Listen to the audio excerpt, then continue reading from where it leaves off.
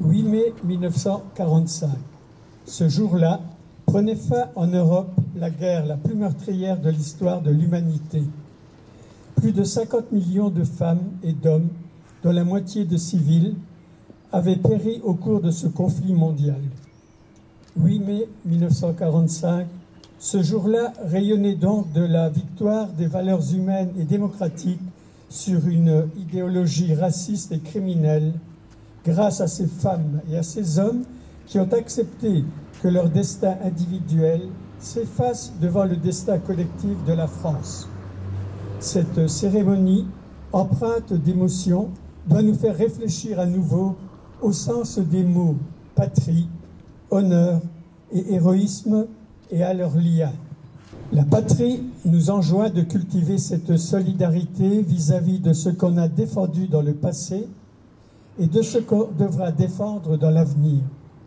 Les combattants, les résistants que nous honorons aujourd'hui nous ont montré que chacun doit trouver dans l'honneur et l'héroïsme son engagement personnel dans la cause collective. L'honneur, car souvent dans la vie, et particulièrement dans les heures graves, le doute et l'hésitation se glissent dans les esprits. Le doute ou l'hésitation se glissent dans les esprits. Il n'y a donc qu'une façon de voir clair et de rester irréprochable, penser et agir comme l'honneur le commande.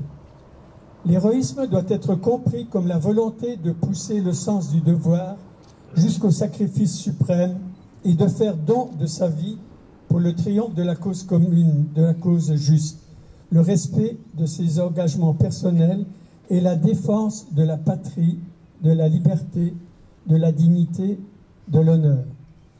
Il nous faut donc retenir l'essentiel de cette cérémonie, à savoir la manifestation de la solidarité durable qui unit et les hommes prêts à servir, c'est-à-dire non seulement un héritage, mais une promesse.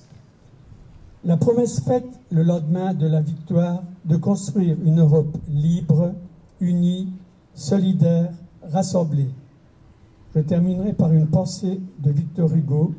Il nous faut allumer les grandes dates comme on allume des flambeaux.